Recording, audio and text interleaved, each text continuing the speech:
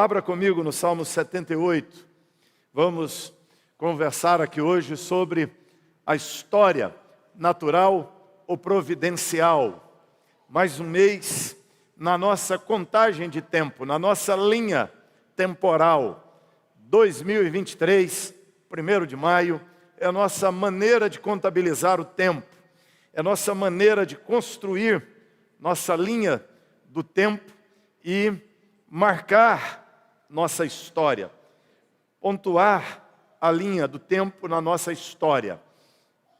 E vamos conversar exatamente sobre isso hoje, sobre a história, sobre o sentido da história, sobre o rumo da história, sobre o significado dela à luz das Escrituras Sagradas.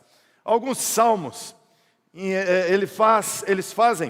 alguns dos salmos fazem esse movimento de rememorar a história, de relembrar a linha do tempo. O Salmo 78 é um desses.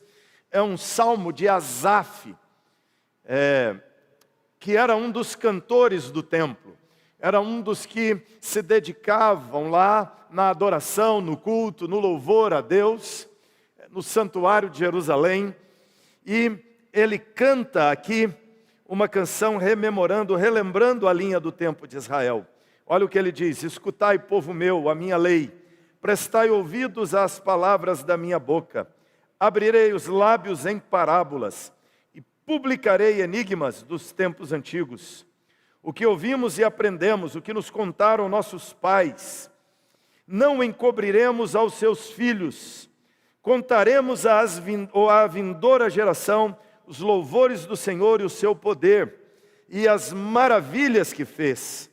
Ele estabeleceu um testemunho em Jacó, instituiu uma lei em Israel e ordenou nossos pais que os transmitissem aos seus filhos, a fim de que a nova geração os conhecesse.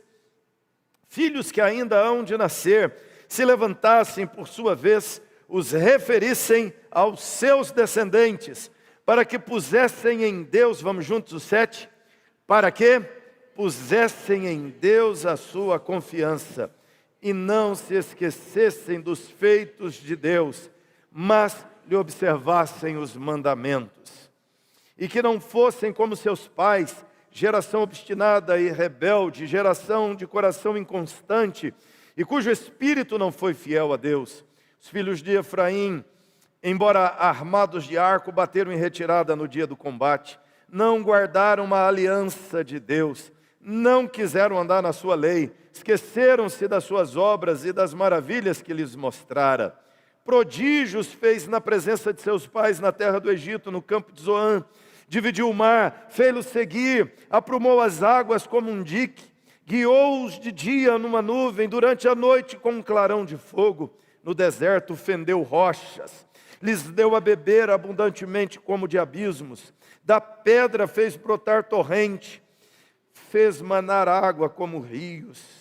Mas, ainda assim, prosseguiram em pecar contra ele, se rebelaram no deserto contra o Altíssimo.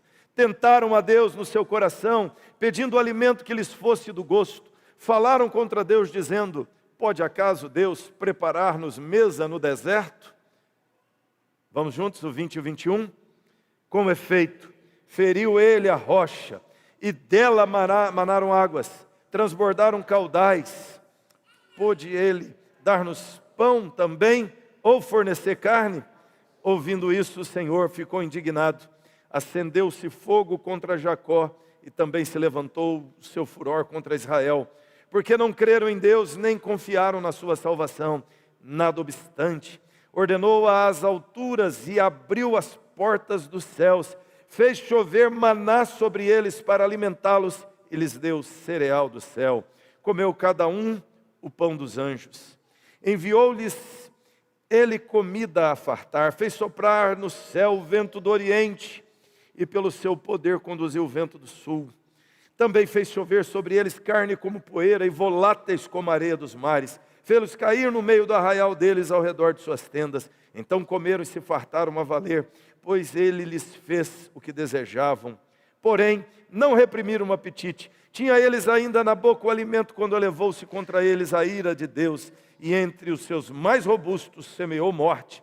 prostrou os jovens de Israel. Sem embargo disso, continuaram a pecar e não creram nas maravilhas do Senhor. Olha que triste. Não creram nas maravilhas de Deus. Por isso, Ele fez que os seus dias se dissipassem como sopro, os seus anos como um súbito terror. Quando os fazia morrer, então o buscavam, arrependidos, procuravam a Deus. Lembravam-se de que Deus era a rocha e o Deus Altíssimo, seu Redentor. Lisonjeavam-no, porém, de boca, e com a língua lhe mentiam, porque o coração deles não era firme para com ele, nem foram fiéis à sua aliança. Ele, porém, que é misericordioso, perdoa a iniquidade e não destrói. Antes, muitas vezes, desvia a sua ira e não dá largas a toda a sua indignação. Lembra-se de que eles são carne, vento que passa e já não volta. Quantas vezes se rebelaram contra ele no deserto e na solidão o provocaram. Tornaram a tentar Deus, a agravar um santo de Israel. Não se lembraram do poder dele, nem do dia em que os resgatou do adversário. De como no Egito operou ele os seus sinais e os seus prodígios no campo de Zoan. Converteu rios em sangue, converteu em sangue os rios deles, para que das suas correntes não bebesse. Enviou contra eles enxames de moscas que devorassem e rãs que os destruíssem. Entregou às larvas as suas colheitas e aos gafanhotos o fruto do seu trabalho. Com chuva de pedra lhes destruiu as vinhas e os seus sicômoros com geada. Entregou a saraivada ao gado deles e aos raios os seus rebanhos. Lançou contra eles o furor da sua ira, cólera, indignação e calamidade. Legião de anjos portadores de males. Deus deu livre curso à sua ira, não poupou da morte a alma deles, mas entregou-lhes a vida à pestilência. Feriu todos os primogênitos no Egito, as principais ou as primícias da virilidade nas tendas de Cã. Fez sair o seu povo como ovelha e os guiou pelo deserto como um rebanho. Dirigiu com segurança e não temeram, ao passo que o mar submergiu seus inimigos. Levou-os até a terra santa, até o monte que a sua destra adquiriu. Da presença deles expulsou as nações, cuja região repartiu entre eles em herança, e nas suas tendas fez habitar as tribos de Israel. Vamos juntos, os 56? Ainda assim, tentaram o Deus Altíssimo. A ele resistiram e não lhe deram testemunhos. Tornaram atrás e se portaram aleivosamente como seus pais, desviaram como um arco enganoso, pois o provocaram com seus altos. Os altos eram lugares onde sacrificavam os ídolos. E o incitaram a zelos com as suas imagens de escultura, com os deuses falsos. Deus ouviu isso e se indignou e sobremodo se aborreceu de Israel. Por isso, abandonou o tabernáculo de Siló, a tenda da sua morada entre os homens, e passou a arca da sua força ao cativeiro, e a sua glória à mão de adversários. Entregou o seu povo à espada, se encolerizou contra a sua própria herança. O fogo devorou os jovens deles, e as suas donzelas não tiveram canto nupcial. Seus sacerdotes caíram à espada, suas viúvas não fizeram lamentações. Então o Senhor despertou como um sono, como um valente que grita, excitado pelo vinho. Fez recuar a golpes os seus adversários e lhes comunicou perpétuo desprezo. Vamos juntos até o 72 agora, vamos lá, forte. Além disso, rejeitou a tenda de Jacó e não elegeu a tribo de Efraim. Escolheu antes a tribo de Judá, o monte Sião que ele amava, e construiu o seu santuário durável como os céus, firme como a terra, que fundou para sempre.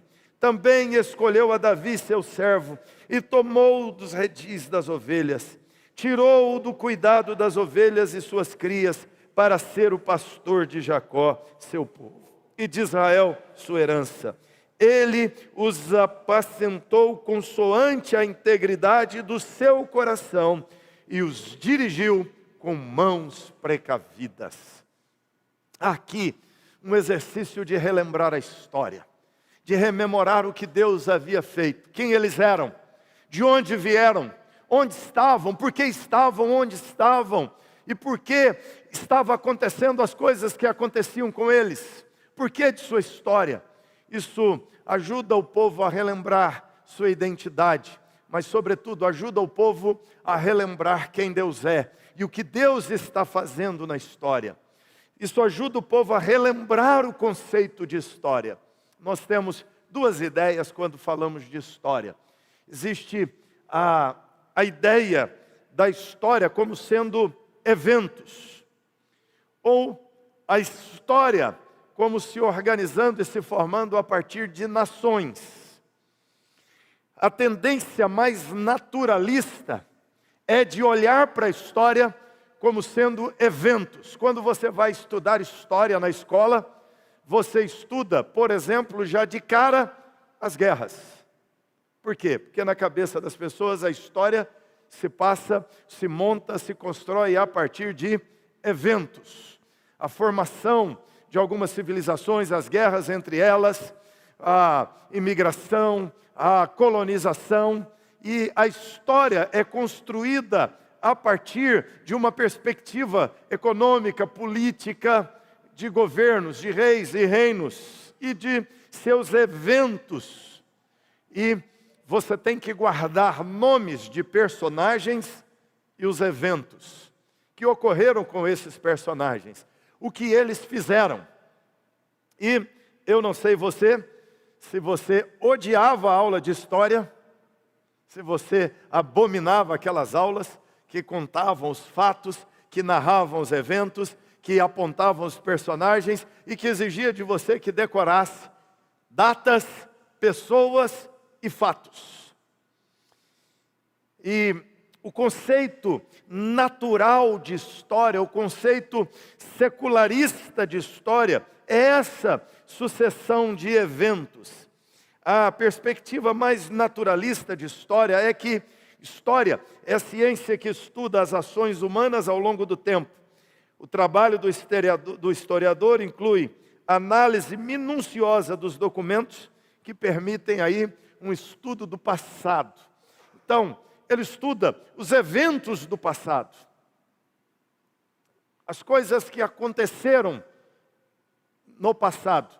E aqui você tem um diferencial interessante, porque o conceito natural de história é o estudo das ações humanas ao longo da história.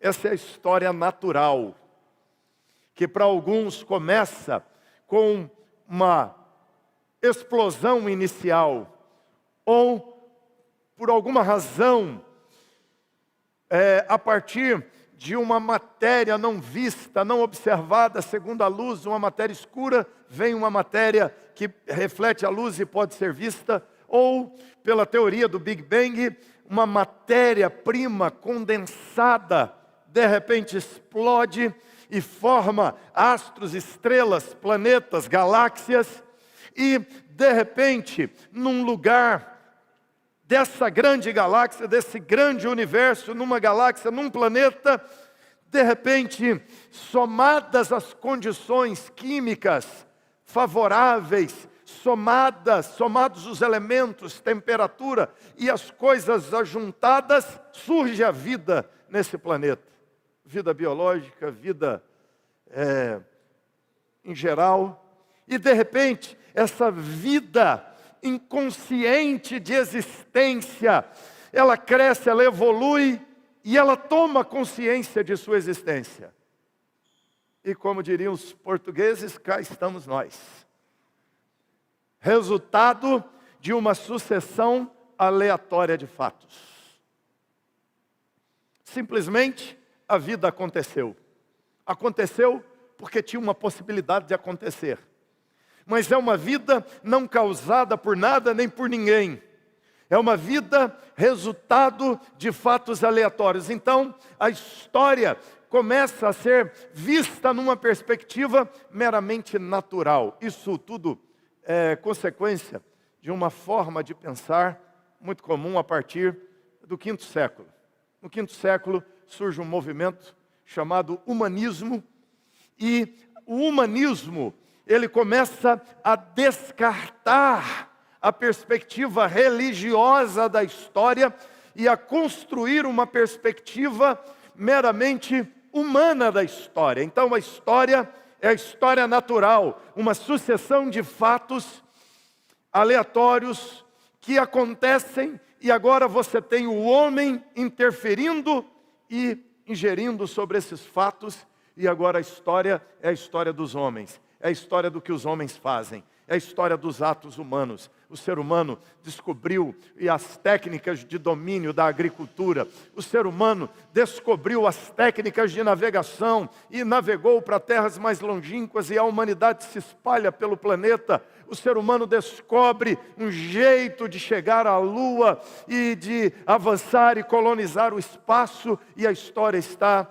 em segmento e tem a ver com a ciência, daí o cientificismo, que é a ciência explica tudo, tem a razão de tudo e a ciência é o centro da vida humana. Nós temos aqui o humanismo, que é uma maneira de pensar que coloca o homem no centro e tudo acontece por causa do homem, para o ser humano. O homem é a causa de todas as coisas na linha da história. Então, por isso a história é a história das conquistas, é a história das guerras humanas. Por isso a história é a história das invenções humanas, das construções humanas, é a história das organizações humanas. Esta é a maneira de pensar. E daqui do humanismo, da revolução humanista, o racionalismo se torna uma maneira preponderante de pensar. Todas as coisas têm que ter uma explicação que cabe dentro da lógica humana. Então a história virou meramente a história natural. A história virou somente essa sucessão de fatos. E ela não caminha para nenhum propósito maior. Um outro filho do pensamento da história natural é uma maneira de pensar chamada existencialismo. O existencialismo diz, morreu, acabou. Você já ouviu isso? Morreu? O que tem depois da morte? Nada. O que é a vida então? A vida é o hoje, a vida é o momento, a vida é o agora. E você tem que viver da melhor maneira o agora, porque tudo que nós temos é essa vida. E a vida virou uma mera sucessão de causa e efeito, a vida ou a história humana, e a coisa mais importante que existe é o presente. E aqui o ser humano, então, cai no existencialismo. O existencialismo é pai do hedonismo, que é a vida centrada no prazer, a vida centrada na diversão, a vida centrada no deleite. Ou seja, o ser humano tem que ter prazer de qualquer forma. Então, não importa se é um prazer imoral, não importa se é um prazer químico, não importa se é um prazer artificial. O ser humano tem que viver em função do prazer, porque a vida, tudo que tem, é o momento, é o agora, é o hoje. Depois que morre, não tem mais nada. E aqui, a humanidade tenta então tirar Deus do cenário. Não existe um propósito maior. Não existe um Deus conduzindo a história. Essa é a história natural. Essa é a maneira de olhar para a história na maioria das academias. Essa é a maneira de ler a história por grande parte dos pensadores de hoje. A história é meramente a história natural. E alguns se tornaram ateus, céticos, frios. E a história é essa história sem um propósito maior. E só vivemos por causa do hoje. E é uma perspectiva completamente horizontal da vida. Alguns não negaram a religião, não negaram Deus, tentaram juntar ceticismo e Deus, tentaram juntar naturalismo e Deus. E aí criam uma coisa meio esdrúxula, que é assim, existe a religião, mas a religião é do compartimento interior, subjetivo. Aqui fora é o racional, é o frio. mas lá dentro a religião faz bem, a fé me faz me sentir seguro, a fé me faz me sentir como se existisse um Deus, um ser maior que governa as coisas, então eu me sinto amparado, seguro. Então, se isso me faz bem, isso é importante, a religião é importante. E aí as pessoas dizem assim: é importante acreditar em alguma coisa, em qualquer coisa. Então toda religião é boa porque a religião ajuda a acreditar em alguma coisa. Mas a ciência é uma verdade maior. A religião é apenas uma coisa do compartimento interior do coração e não precisa ter lógica, não precisa fazer sentido, não precisa ter a ver com a história, não precisa ser uma realidade objetiva, basta ser uma realidade subjetiva e me fazer bem, e qualquer religião serve. Só não serve uma religião que diga que qualquer religião serve. Uma religião que discorde da ideia de que qualquer religião serve. Qualquer religião exclusivista não é bem-vinda. Qualquer religião inclusivista é bem-vinda. Essa é a maneira de pensar muito forte no século 21, de maneira bem resumida para você. É isso que foi sendo construído.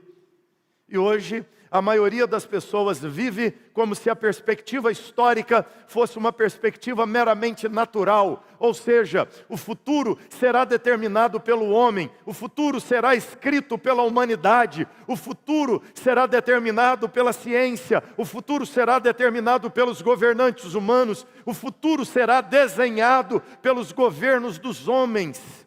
E os homens têm que se associar para conduzir a história a um bom destino, porque o destino e o futuro da humanidade está nas mãos da humanidade. Essa é a ideia. Mas quando você lê esse salmo está chamando para refletir a história. Deus está falando com o seu povo. Asaf está ensinando o seu povo a cantar, ensinando o seu povo a orar. E a canção que ele entoa para o povo é Deus falando com o povo: escutai, povo meu, ouçam a minha lei, prestem ouvidos às palavras da minha boca. Eu abrirei a boca em parábolas, os lábios em parábolas, publicarei enigmas dos tempos antigos. E Asaf começa a dizer: o que ouvimos e aprendemos que nos contaram nossos pais, não encobriremos aos nossos filhos, nem a vindoura geração, e os nossos filhos contarão aos seus filhos, e os filhos dos nossos filhos contarão aos seus filhos também. E aqui tem uma outra história, aqui tem uma história cuja sucessão de fatos são fatos conduzidos por Deus, cuja sucessão de fatos é escrita por Deus, é conduzida por Deus, é montada pelo próprio Deus. E Deus diz ao povo: a história de vocês é a seguinte: lá atrás vocês não eram um povo e eu os chamei e fiz de vocês um povo. Vocês se rebelaram contra a minha lei. Deus diz aqui no versículo 7 que a história visa o povo colocar a confiança em Deus, não esquecer dos feitos de Deus e observar os mandamentos do Senhor. Que a história tem um propósito revelacional, que a história revela os atos de Deus, e revela os atos de Deus para que nós aprendamos com a história confiar em Deus e obedecer Deus. Para que nós aprendamos confiar no Senhor, obedecer Deus. Todas as vezes que não confiamos, não obedecemos. A desobediência vem da desconfiança. Eva, foi dado a ela e a Adão, foi dado àquele primeiro casal, àquela primeira humanidade, uma ordem de confiar, obedecer Deus, mas para obedecer tinha que confiar. Quando desconfiaram de Deus, desobedeceram o Senhor. E na linha da história, o grande desafio é confiar no governo soberano de Deus e, confiando em Deus, viver uma vida de obediência a Deus, seguindo a lei dele. Então, sem entender quem Deus é, sem entender o que Deus está fazendo, sem perceber que a história não é uma história meramente natural, não é uma sucessão aleatória de fatos, eu não consigo obedecer e confiar em Deus. Isso foi o que aconteceu com o povo judeu. Eles não confiaram em Deus, eles não descansaram em Deus, eles não obedeceram Deus. E diversas vezes Deus os salvou, Deus os levou, os colocou em Canaã, expulsou o povo cananeu daquela terra, porque aquele povo era pagão, porque aquele povo fazia coisas terríveis, era um povo imundo, impuro, idólatra, violento. Deus então os tira da terra, põe o povo judeu na terra, mas o povo hebreu adere aos ídolos do povo cananeu e desvia dos caminhos de Deus, da mesma forma que o povo cananeu. E Deus então os pune com os adversários que vêm, tomam as terras deles, e eles então clamam a Deus, e Deus se compadece deles, e destrói os inimigos e devolve a terra a eles. Mas o que eles fazem depois? O que eles fazem? Pecam de novo, se arrependem de novo, Deus devolve a terra, Deus tira a terra, eles se arrependem de novo, oram de novo, Deus devolve a terra, Deus dá vitória sobre os inimigos, mas o que eles fazem depois? Erram de novo. E assim, a história se segue, os fatos vão se repetindo, e a história parece ser uma história desgovernada, de fatos aleatórios. Mas o que Deus faz ao chamar seu povo para rememorar a história, Deus está dizendo a eles: vocês têm que se lembrar do que eu fiz por vocês. Vocês têm que se lembrar que eu estou conduzindo a história de vocês. E eles poderiam dizer assim: mas Deus, nós sempre erramos. Parece que não tem jeito para esse povo. Parece que não tem solução para esse povo. Nós nos arrependemos, buscamos, pecamos. A geração seguinte peca de novo. O Senhor vem, se ira contra nós e nos pune. Mas você vai ver que no final, Deus termina o texto dizendo que levantou Davi para apacentar seu povo, consoante a sua integridade, a integridade do seu coração, e os dirige com mãos precavidas. Ou seja, o que esse texto nos ensina sobre a história, quando convida o povo de Israel a rememorar a história, a relembrar os atos de Deus na história? Ele nos ensina que a história não é uma sucessão de fatos aleatórios, que a história é uma história escrita e conduzida por Deus. A história é guiada, é conduzida pelo próprio Deus, ou seja, isso é algo extremamente importante para nós, irmãos. A história é a história de Deus, não a história dos homens. A história não é aquilo que os homens fazem, mas a história verdadeira é aquilo que Deus faz.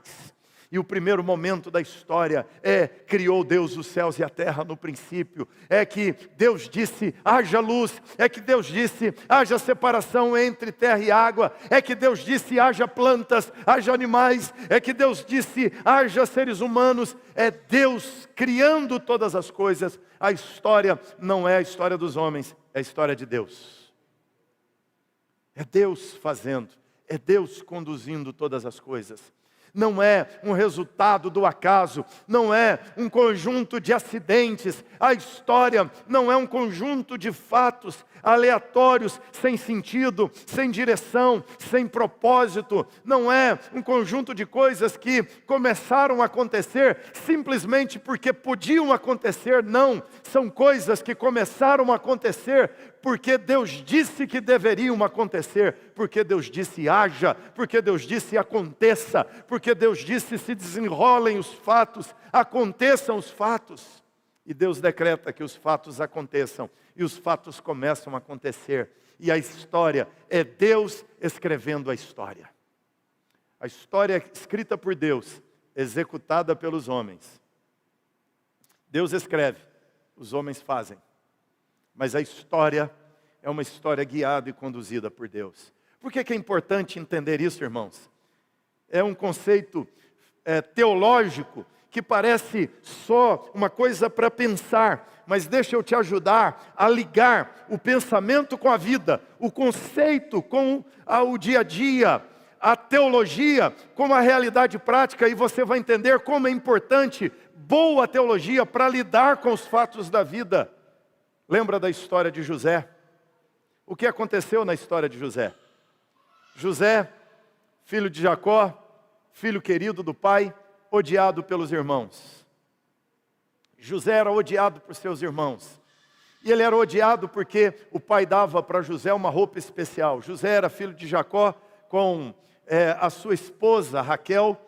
E ele amava Raquel, teve esse filho com ela depois de anos e anos de espera. Então o filho, José era o queridinho do pai. Os outros eram filhos de Jacó com outra mulher, com a Lia, que não era a esposa que ele amava. As concubinas que foram postas na cama com ele, porque as mulheres pararam de ter filhos ou não podiam ter filhos.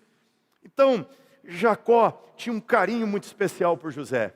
E aí, ele comprava roupa, vamos dizer assim, ele ia lá naquela feirinha da madrugada e comprava a roupa mais barata para os filhos. Ia lá no JK, né, e comprava aquela roupa mais cara para José.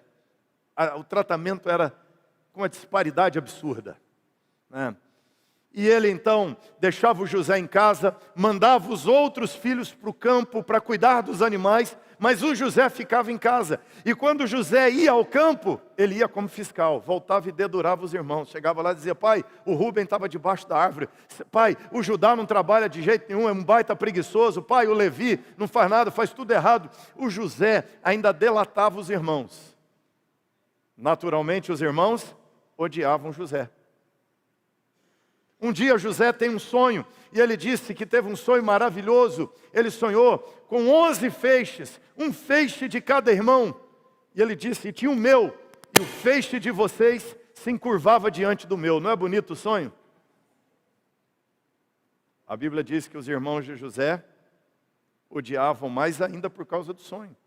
Outro dia ele tem outro sonho, e ele diz: eu sonhei que tinha o sol, a lua, e tinha 11 estrelas. Aí certamente os irmãos falavam assim: já vem bronca, não é?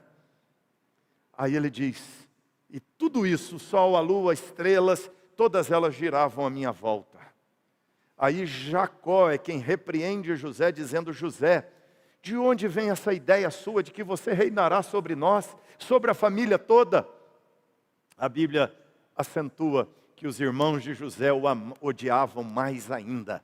Um dia José foi ao campo fiscalizar os irmãos, e eles disseram: vem lá o sonhador. E aí então o que eles fazem? Combinam entre eles: vamos nos livrar desse irmão sonhador, que fica dedurando, dizendo que vai reinar sobre nós, e nós veremos em que dará o sonho dele. Ele acha que vai ser o rei, vamos matar o nosso irmão, e aí acabou o reinado dele. Eles decidem então matar o José, batem nele, jogam dentro de uma cisterna vazia. E eles vão cuidar dos animais. E um dos irmãos, preocupado, não querendo matar, vê uma caravana de mercadores ismaelitas, tira o José do buraco e vende para os ismaelitas. Ele pensa assim: ele vai ser levado e vendido como escravo, nunca será rei, nunca vai governar. Os outros irmãos chegam querendo matar, e ele diz: não, já vendi. Eles ficam meio com raiva, meio divididos, voltam para casa, inventam uma história para o pai, dizendo que acharam a roupa de José suja de sangue no caminho, e Jacó tem uma dedução que um animal tinha matado José. E ele fica chorando todos os anos a ausência de José. Anos depois, eles reencontram José e descobrem que José havia sido levado para o Egito. Lá no Egito, José foi vendido como escravo no mercado e foi comprado pelo Potifar, que era um cargo importante, uma espécie de gerente das coisas de Faraó. E Potifar leva José para sua casa, só que na casa de Potifar, José prospera, se torna o gerente da casa do Potifar, governa todas as coisas, administra todas as contas, lidera todos os empregados de Potifar. Só que a esposa do Potifar se apaixona por ele e quer ter um caso com José. José se nega a deitar com a mulher do Potifar. O que acontece com José? A mulher de Potifar dá em cima dele, ele foge dela, ela fica com a roupa dele na mão dela, ela grita dizendo que José tentou agarrá-la, inverte a história por vingança. Mulher rejeitada é um perigo, não é? E ela acusa José de tentativa de estupro. José é preso. Potifar diz: eu te dei tudo na minha casa e você me trai. Manda José para a prisão. José apanha, José é humilhado na prisão. Mas lá na prisão, José começa a ser um prisioneiro de primeira categoria, ganha a confiança do carcereiro, daqui a pouco ele tem a chave do cárcere na mão, ele entra e sai a hora que quer, e ele prospera mesmo no cárcere. E talvez José pensasse assim: o plano de Deus é que eu governe a casa de Potifar, mas ele é enganado pela mulher de Potifar, vai para a cadeia, e aí ele fica assim: Deus, o que o Senhor quer da minha vida? Eu era o filhinho do papai na casa de Jacó, agora eu sou o gerente da casa de Potifar, agora eu sou um prisioneiro no Egito. Aí ele prospera, e aí ele talvez pense assim: agora eu entendi, Deus quer que eu seja o futuro carcereiro do Egito, não é? Até que um dia ele está ali na prisão, chega o copeiro e o padeiro presos, e cada um tem um sonho, conta o sonho. José interpreta o sonho deles, dizendo: o sonho do copeiro é: daqui 3 dias você será inocentado e solto. Os 2 foram acusados de conspiração. O padeiro, ele diz: daqui 3 dias a sua culpa será provada e você será executado. E José fala com o copeiro: lembra de mim quando você estiver no palácio. Ele volta para o seu cargo, esquece de José, até que um dia Faraó tem um sonho com 7 vacas magras, 7 vacas gordas, as magras comem as gordas e continuam magras. Faraó, encucado com aquele sonho, querendo saber o que significa, chama os magos, chama os intérpretes de sonhos, chama os sacerdotes dos deuses do Egito. Ninguém interpreta o sonho, até que o copeiro lembra: olha, lá na prisão tinha um rapaz que interpretou meu sonho e aconteceu do jeito que ele falou. Chama esse moço e ele interpretará o seu sonho. E Faraó manda chamar José, e Faraó tinha dito que quem interpretasse o seu sonho seria o segundo homem mais importante no seu reino. Seria revestido de riquezas e seria o homem mais importante do império egípcio. José vai até Faraó, dá um banho nele, coloca uma roupa chique para ele chegar na presença do Faraó, e o Faraó conta o sonho, e José interpreta o sonho do Faraó. Ele diz: olha, você terá 7 anos de prosperidade, são as vacas gordas. Depois dos 7 anos de prosperidade virá uma seca. Havia muitas secas no Egito, era recorrente esse tipo de coisa. E ele diz: olha, virão 7 anos de vacas magras. Então o Faraó diz: o que eu devo fazer? José diz: olha, nos 7 anos de vacas gordas, encha os celeiros, construa celeiros, encha os celeiros do Egito e se prepare para os anos de vacas magras, e você venderá para o mundo inteiro, exportará para todo lugar, e no Egito não haverá fome, e o Egito se enriquecerá na fome. E o Faraó pergunta: mas como que eu faço isso? José disse para ele: pega um homem, coloca um homem para administrar tudo isso. O Faraó pergunta: quem é esse homem? José diz: quem será? O Faraó diz: quem melhor do que você para fazer a gestão de todo esse processo, do tempo da prosperidade, preparando para o tempo da escassez. Então José vira o segundo homem mais importante do Egito.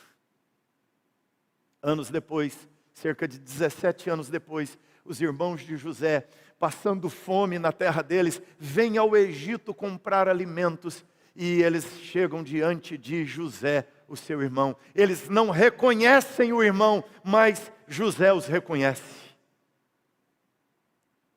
Você lembra daquela parte toda que José faz? Coloca o dinheiro no saco de volta, eles voltam pedindo perdão. José retém alguns dos irmãos, eles chegam ao pai Jacó dizendo: nosso irmão ficou retido no Egito, temos que levar o Benjamim para que os nossos irmãos sejam soltos. E aí Jacó não quer deixar: eu já perdi o José, agora vou perder o Benjamim. E aí aquela luta toda, até que finalmente os irmãos de José chegam diante dele, e José se revela aos seus irmãos.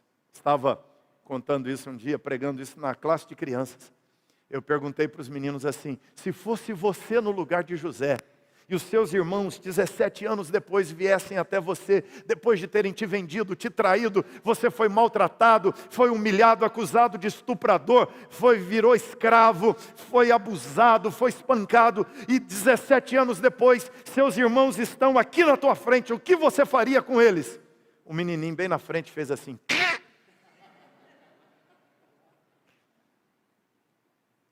Pois é assim quando nós entendemos a história no seu ciclo natural. A história é a sucessão de fatos realizados pelos homens. Quando nós lemos a história numa perspectiva só natural, é o que os irmãos fizeram, é o que o Potifar fez, é o que a esposa do Potifar fez, é o que o Egito fez, é o que os homens fizeram, é o que aconteceu no clima, é o que aconteceu com o tempo. Mas quando nós entendemos a história numa perspectiva providencial, é como José. Olha só, José podia mandar matar a esposa do Potifar. Já pensou, José lá no trono, fala, manda chamar a esposa do Potifar. Aí ela senta na frente, ela cai de joelhos diante dele, não é? Ele vira para ela e diz, a senhora lembra de mim? Ela olha para José e gela a espinha, né? Estou morta. Quem tentou atacar quem naquele dia lá? Ele podia chamar Potifar e dizer assim, eu disse que não era eu que ataquei sua mulher e você me mandou para a prisão. Ele podia chamar seus irmãos, humilhar seus irmãos, torturar seus irmãos e dizer a eles, vocês me traíram. Ele podia viver amargurado, ele podia estar amargurado com a vida. Eu só sofro na vida, quando as coisas dão certo, vem algo e dá errado. Eu estava na casa do meu pai, tudo bem, deu errado. Estava na casa do Potifar, tudo bem, deu errado. Fui parar na prisão, agora estou no trono, vai dar alguma coisa errada. Por quê? São pessoas que enxergam a vida à luz do que os homens fazem, não à luz do que Deus está fazendo. Nós temos que lembrar, irmãos, os homens fazem a história, mas quem escreve é Deus. Foi isso que José entendeu, que é Deus quem escreve a história. E que a história da vida dele não é uma sucessão de fatos realizados meramente pelos homens. É uma sucessão de fatos realizados pelos homens, mas escrito e coordenado e governado por Deus soberanamente. Quando os irmãos de José veem José, se humilham diante dele, José traz a família, o pai morre, é sepultado. Mas você lembra de um detalhe que a Bíblia fala, quando o pai morre, os irmãos de José correm diante dele e dizem assim, José, nos perdoe pelo que fizemos. E eles apelam dizendo assim, o nosso pai antes de morrer, disse que é para você nos perdoar e não nos matar. Porque eles achavam assim, José só não nos matou por causa do pai. Agora o pai morreu. Então José vai se vingar. Não tem como José não se vingar. Aí eles vão e pedem perdão. Mas a Bíblia diz que José se lançou ao pescoço dos seus irmãos e ele chora. E ele diz, não, meus irmãos, não foram vocês que me mandaram para o Egito, foi Deus para a preservação da vida. Parem de olhar a vida à luz do que os homens fazem. Parem de olhar a vida à luz dos erros humanos, dos pecados humanos. Passem a olhar a vida à luz do governo e da condução soberana de Deus. Não foram vocês que me mandaram para cá, foi Deus para que eu preservasse a vida de vocês e a vida de milhões de pessoas.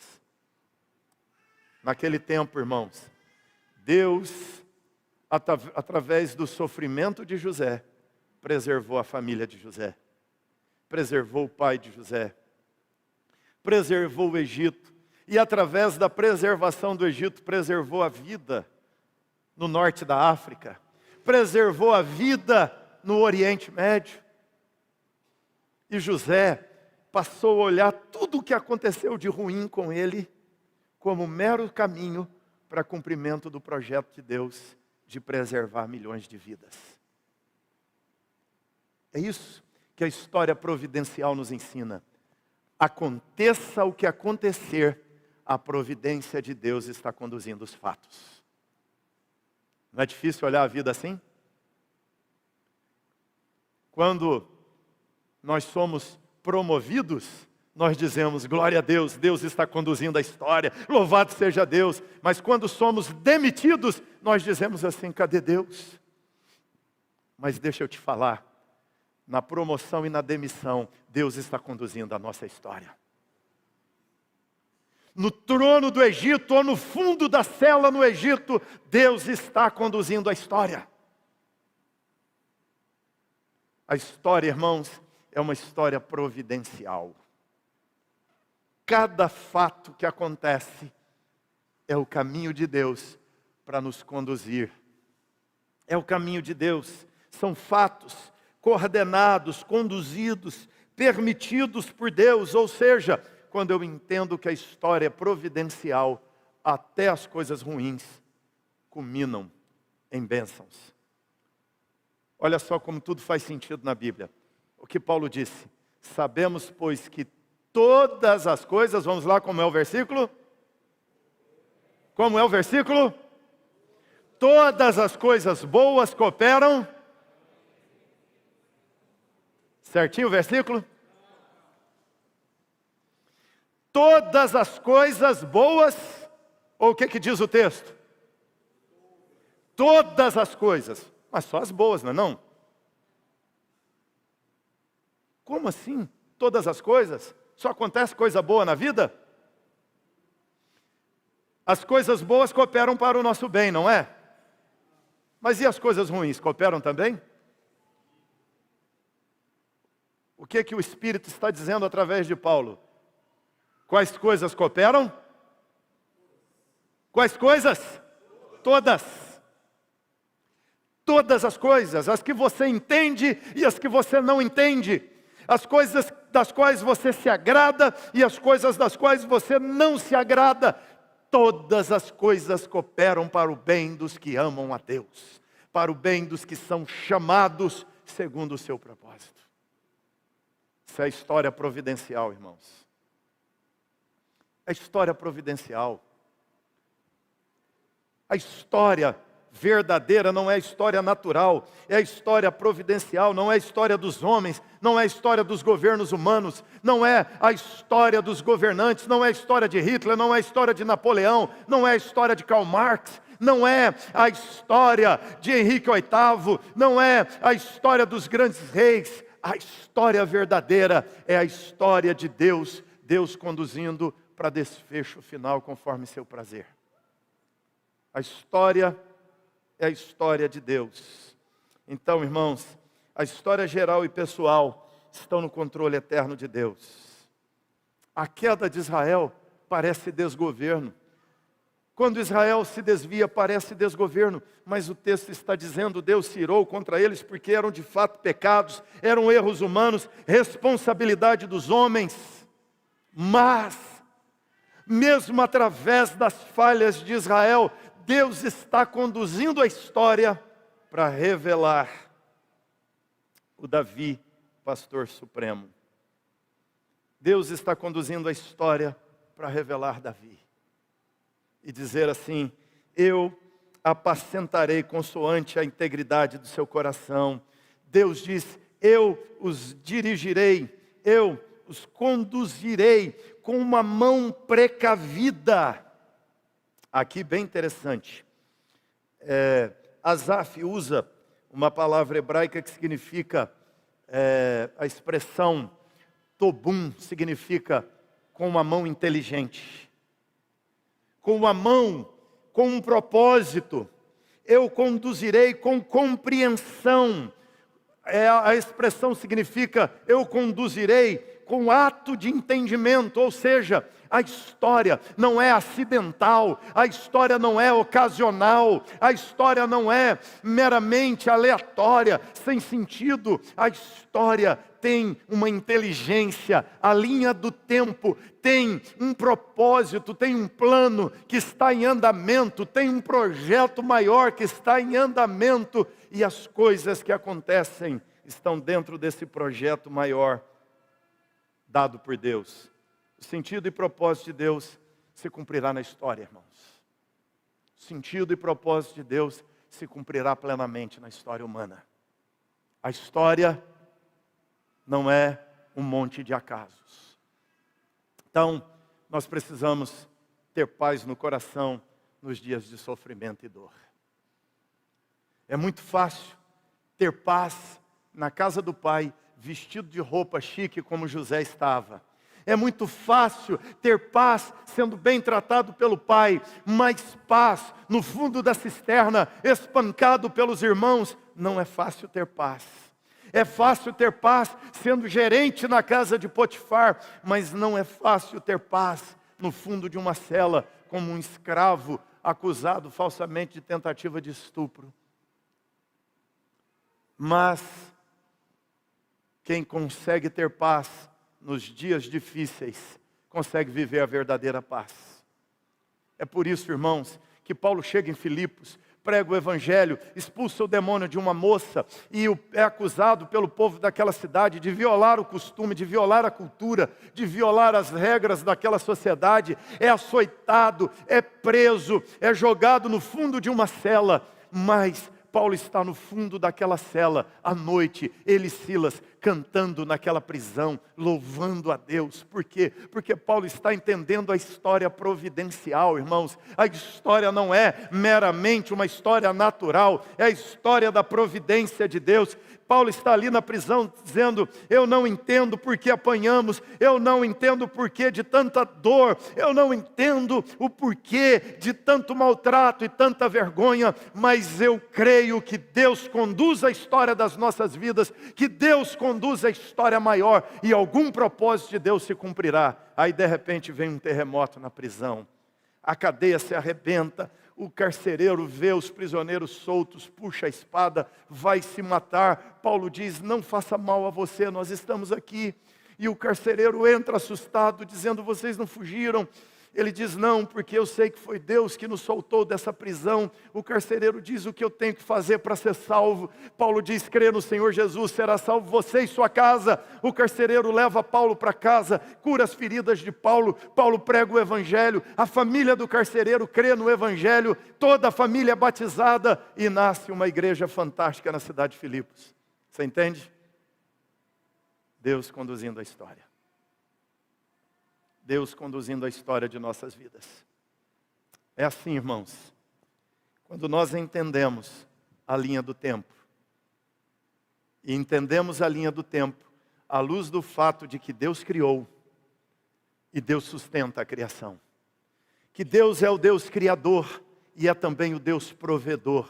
É também o Deus mantenedor. Ele não perdeu a mão, Ele não perdeu o controle da história, que mesmo em meio à queda humana, aos pecados humanos, aos erros humanos, à rebeldia humana, mesmo diante da incompreensão humana, mesmo diante do caos humano, mesmo diante do mal predominando às vezes na vida, a vida parece errada, a vida parece desgovernada, a vida parece uma sucessão de fatos confusos e aleatórios. No desfecho final, Deus termina dizendo, Ele os apacentou consoante a sua integridade, a sua fidelidade, a sua verdade, e dirigiu com mãos precavidas, conduziu com uma mão poderosa.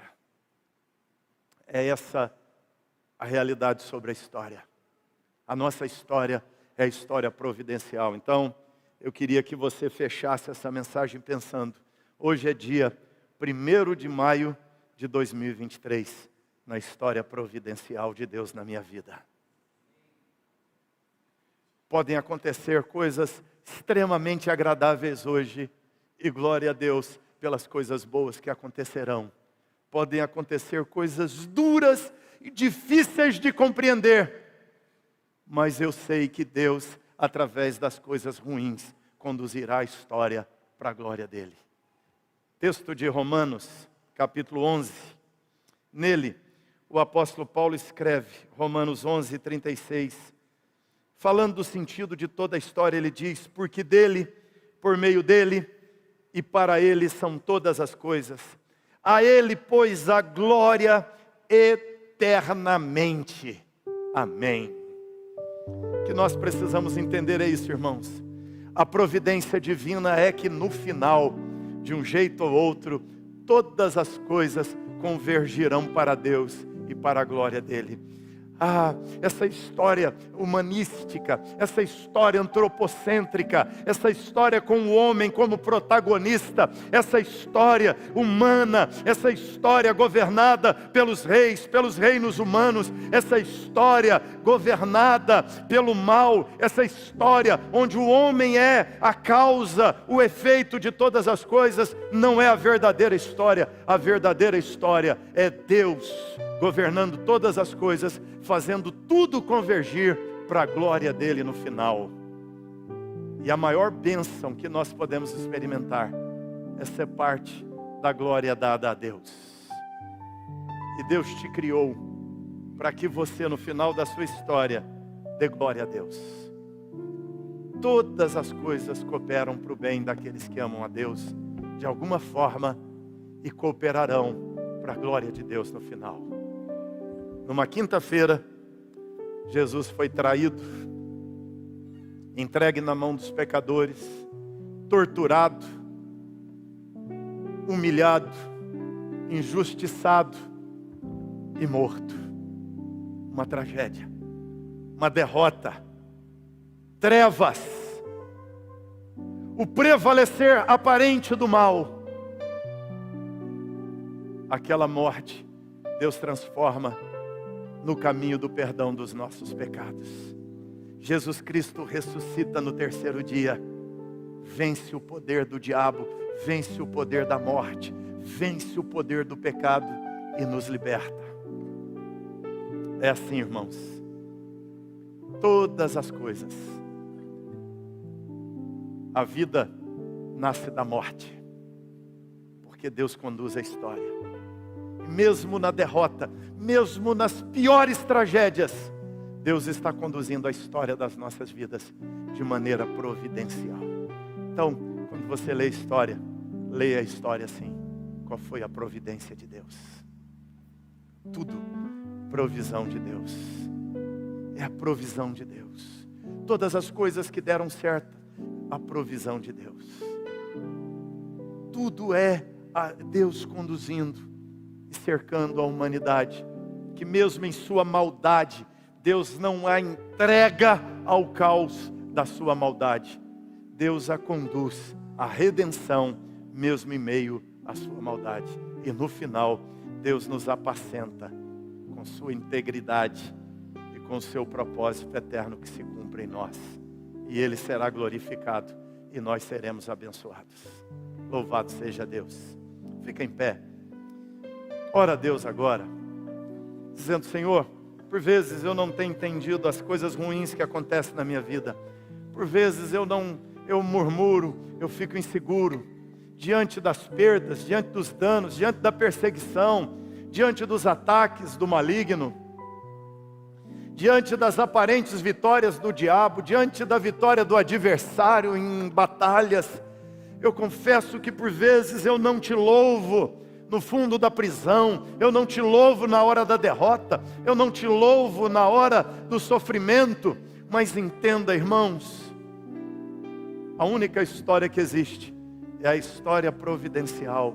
Seja a sua história particular, seja a história geral, é a história providencial. O que significa isso? Que nós não estamos nas mãos dos governantes, nós não estamos nas mãos do Lula, nós não estamos nas mãos do Biden, nós não estamos na mão do Putin, nós não estamos nas mãos do diabo, nós não estamos nas mãos da ONU, nós não estamos nas mãos dos capitalistas poderosos, dos metacapitalistas, nós não estamos nas mãos das empresas. Nossa vida e história está nas mãos de Deus, porque a história é a história providencial de Deus, que em meio a todas as coisas esquisitas, estranhas, terríveis que acontecem, Deus coordena a história, e no final da história, nós temos que dizer como José: não foram vocês, não foi o vizinho, não foi o marido, não foi o filho, não foi o governo, foi Deus, que governando soberanamente a nossa história, fez que todas as coisas que acontecessem, mesmo as ruins, no final convergissem para a bênção. Isso é enxergar a vida com os olhos de Deus. José aprendeu, que eu e você aprendamos também. Coisa curiosa sobre a história de José é que em tudo que acontece com José, em momento algum na Bíblia você não tem nenhuma reclamação de José, você não tem nenhum xingamento de José, você não tem uma murmuração de José, porque eu acho que José entendeu desde cedo que a história é a história da providência divina. Então, o que você tem que fazer quando as coisas ruins acontecem é só dizer assim: eu quero ver o que Deus fará através disso. Descansa seu coração. E a única pergunta que você tem que fazer é essa: Senhor, o que o Senhor fará através disso? Como o Senhor convergirá todas essas coisas para a glória do Teu nome e bênção da minha vida? como o Senhor conduzirá a história para um desfecho glorioso, mesmo nesse caos existencial de hoje. Eu não entendo às vezes os fatos, mas eu não preciso saber as minúcias dos fatos. Eu preciso saber que na condução maior da história, Deus governa providencialmente todas as coisas. E eu confio na provisão divina. E Deus te ajude em nome de Jesus. Pai, eu oro por quem está aqui hoje, aqui presente, ou ouvindo online, ou acessando esse vídeo. Está, Deus, em desespero, em desânimo.